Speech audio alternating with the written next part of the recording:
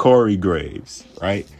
He is on the ice with WWE, apparently. This guy basically came out there at NXT with the Brody face. So sad. I got a devotion. Wait, Corey, you are. And now I'm not gonna fault Corey Graves. I don't want y'all to take me making fun of Corey Graves here as me saying that, you know, he's wrong for feeling any type of way. We're gonna get into that. We're gonna get into all that. Trust me. But it's a way that you're supposed to carry yourself as a professional. I think anybody with a brain knows this, right? Like, why go on national TV and have the camera zoomed in on you and have your face look like that? So his problem is that he's been replaced by Pat McAfee on Monday Night Raw, guys. That's his issue. And he's tired. My man is just fed up. Y'all can call him emotional. Y'all can call him whatever you want. We can sit here on the channel and tease at him, which we will poke at him all we want. But at the end of the day, him being replaced by Pat McAfee, who was not there putting in the work every single week like Cory is, bro, you would feel some type of way too if you kept getting replaced. Now, once or twice is okay. Okay, shit happens. Fine, whatever. Rotating chairs, rotating seats for commentary. Cool. All right. But this nigga Pat McAfee leaves like 5, 6, 7, 8, 9 times throughout the month, throughout the year. And he comes back and he gets mid reactions every time he comes back because he was never really that great anyways. It just led us to believe that he was, bro. I don't know what was so hot about Pat McAfee. He was always likable. Don't get it twisted. But, you know, his one-liners and stuff, his one-liners are starting to get old, man. Like, we've been there, done that type thing. You know what I'm saying? Like, all he's got is his, war big son of a... You know, he's got that still. Braun Strowman. He's got a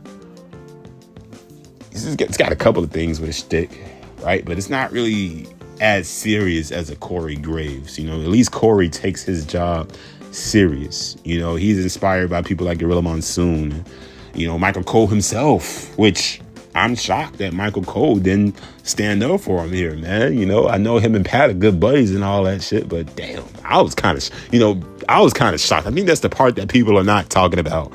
And I will be the one to say the quiet part out loud. I am completely stunned that as much as Michael Cole has given Cory credit in the past, and he wasn't the one there to really stand up for him. Kind of awkward, right? You can argue that, but, you know, to some, kind of awkward, right? Kind of puts Michael Cole on the wall, you know? Kind of puts him on the fence, rather, you know, about, like, why didn't you step in to be like, hey, look, Cory is here putting in the work every week. He's taking his job serious. Now, let me ask y'all something. Are y'all going to give the most money if you're a boss at a job, right? Right, I'm just being honest. I'm just putting it like this from this perspective. Y'all can look at it however you want. I get it. Pat McAfee is the most popular dude. He's more popular. He's more famous, just like WWE said, because that's the problem too. This dude was literally told that Pat McAfee was more famous than him, and yet people don't expect Corey Graves to feel some type of way about that. I mean, come on, dog. You would too. You would too. For everybody that wants to bash Corey Graves, you would too. But my only issue with Corey is the issue that we addressed here at the top of the video. It's a certain way that you're supposed to carry yourself, man. Don't be fucking emotional on live television, dude. You're the same. Apparently, man, because you definitely put your job on the line, bro. Now WWE is... I think they stopped it right in its tracks. I think Corey Graves was arriving at NXT last week. I honestly believe, from what the articles are telling me, that, you know, they stopped Corey in his tracks because he said he had a lot to say that night on NXT, which he never even got a chance to do, bro. Because I think, you know, people are going to say like, oh, this is kayfabe or whatnot. They're going to turn it into a story. Yeah.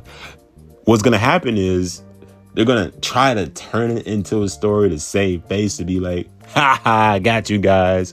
Y'all fans don't know nothing and we know everything. Ha ha ha ha. They're gonna be like fucking Count Dracula at that point.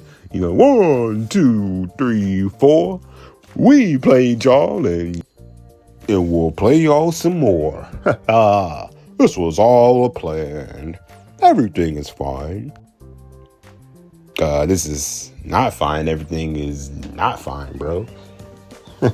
Because that's exactly what they're gonna run with. That's the narrative that WWE is gonna run with, right? That was just kayfabe the whole time. We got y'all. No, man, this is as serious as it gets.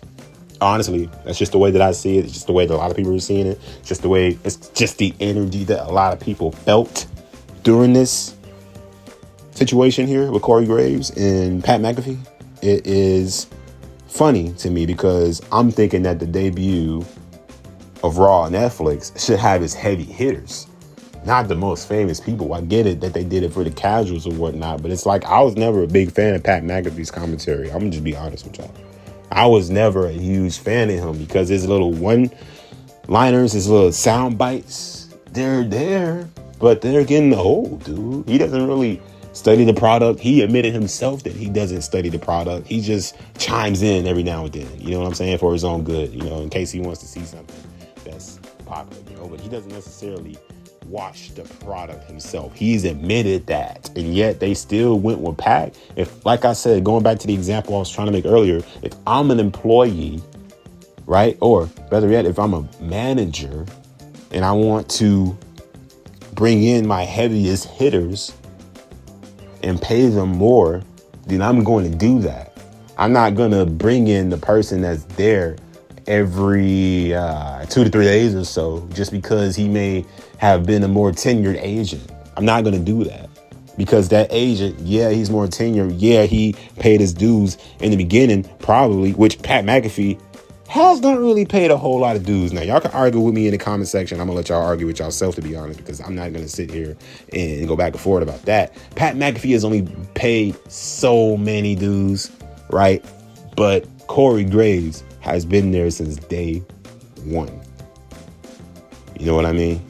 Not day one in the sense where the company fucking started. Obviously not. You know, but I mean, like, since day one of him leaving NXT, you know, retiring, having to retire because of his injury and stuff like that. He practically was on commentary before you knew it. You know what I'm saying? That's like 7, 8, 9 years strong, damn near, if not 10 by now. So yeah, man, I'm going with my heavy hitters. If I'm a boss, if I'm a manager at a job, and I'm looking at the people that I can count on the most to keep my business steady, to keep my business afloat. WWE obviously thinks different because they're mainstream, right? They're global conglomerate company. But, you know, if I'm within my company, just me, for an example, I'm going to go with my heavy hitters. I'm not going to go with the people that are more tenured just because they're more tenured and because they have a little bit more leverage to their name. I'm not going to do that, bro. Everybody's different, though.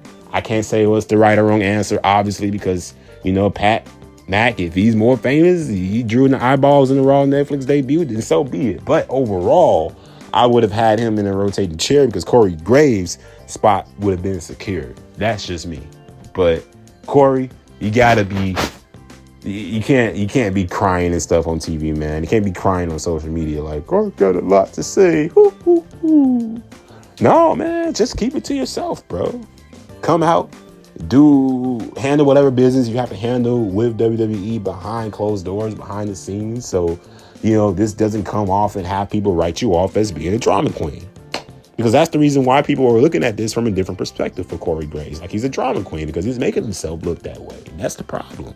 So fast forward a day later, we had to stop the recording right there, man, on, what was that, Tuesday morning. It is now Wednesday afternoon, bro. So a quick update on Corey Graves' status overall. This man showed back up to NXT's commentary table with a big, man, this dude had a big, cheesy, shit-eating grin on his face.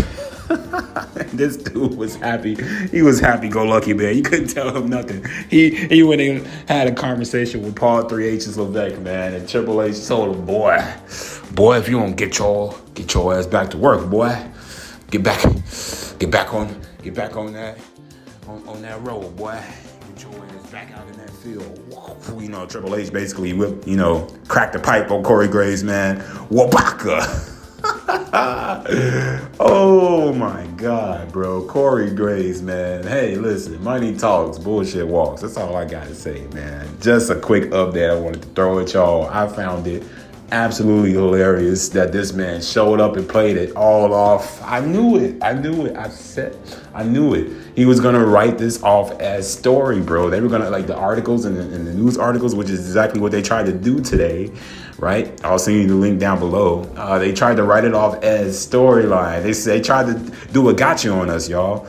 Like, hey, gotcha. We told y'all Cory Graves was just working y'all, man. It was all a work the whole time. I told y'all they was gonna try to pull that shit.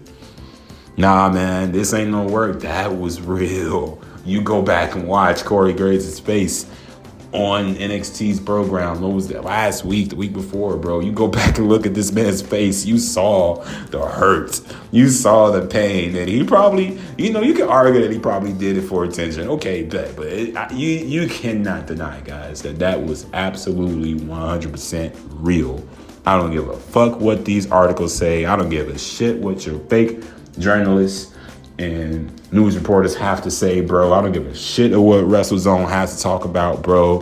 Fucking Dave Meltzer can eat a dick. I don't care, dude. Everybody with common sense, 2 eyes to see in the brain, can see that this man, Cory Graves, felt some type of way about being demoted. Because let's be honest, even though he talks all that stuff on his podcast about lifting up the future and wanting to see the future grow, right? Wanting to help out the future, NXT, right? Wanting to see them prosper. And then the moment he gets down there, he's pouty, wow face. You know what I mean? Like, dude, he's pouty, wow. You don't got to be like that, man. Just to turn right back around and be like, oh, you know what? I was just playing, y'all. I was just trying to no. See, I wasn't in my feelings, y'all. Hey, it was just a storyline. Y'all in y'all feelings. All right, it wasn't me. Nope. Hey, y'all fell for it. Nope. Hey, you over there. You over there.